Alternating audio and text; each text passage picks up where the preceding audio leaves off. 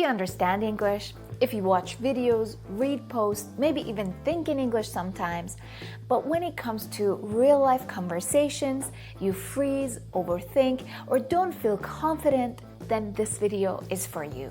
So this video is not for everyone. If your goal is to pass an exam in English or get a certificate to memorize grammar rules, what we talk about in this video isn't the most efficient method for you. Because today I'm going to show you the method that actually helps you speak English in real life for your personal growth, your career, your everyday communication.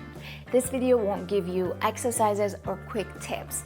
It'll give you the big picture. And if this approach resonates with you, make sure you subscribe because this channel is all about speaking English in real life using a holistic approach. But before I walk you through the step-by-step method, let me explain why preparing for real-life English is completely different from traditional English learning. Here's something important. If you already understand English, it means you already have enough input in your mind to speak. So if you still struggle in real conversations, the problem is not that you don't know enough English. It's that something is missing in your practices. Speaking in real life is not just one skill. It's a combination of 3 areas: your English skills, your mental and emotional side, your real-life communication skills. And most methods only focus on the first one. That's why I call this a holistic approach. You practice the language the right way. You prepare yourself mentally and emotionally for real-life situations. And finally, you develop the skills to create connection and impact when you speak. If this already makes sense to you, let's look at the steps so you can finally see the whole picture. Your speaking journey depends on your current level, your goal, your strengths and weaknesses, and even your personality. For example, an upper intermediate level learner who wants to use English in professional setting and is introverted needs a very different plan than a pre-intermediate learner whose goal is to speak English confidently and is very extroverted. There may be some fundamentals that are the same, but the skills you need to develop are not exactly the same. Today, information is everywhere. Knowing what to study is not enough. What matters is knowing how to work with the information you already have based on who you are and what you want. That's why a personalized, holistic plan is so powerful.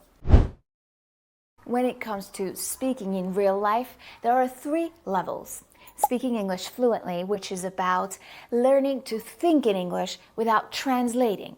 It's speed, clarity, and flow in your speaking. The second one is speaking English confidently, which is about trusting yourself when you speak, handling mistakes, managing fear, judgment, and self-doubt. And finally, speaking English effectively. This is about creating connection and impact in another language.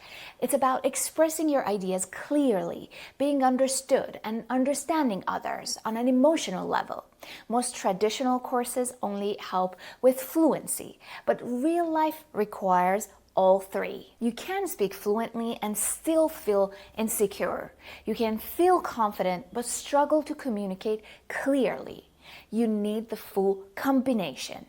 That's why real-life English training looks very different from exam preparation. The final step is how you practice.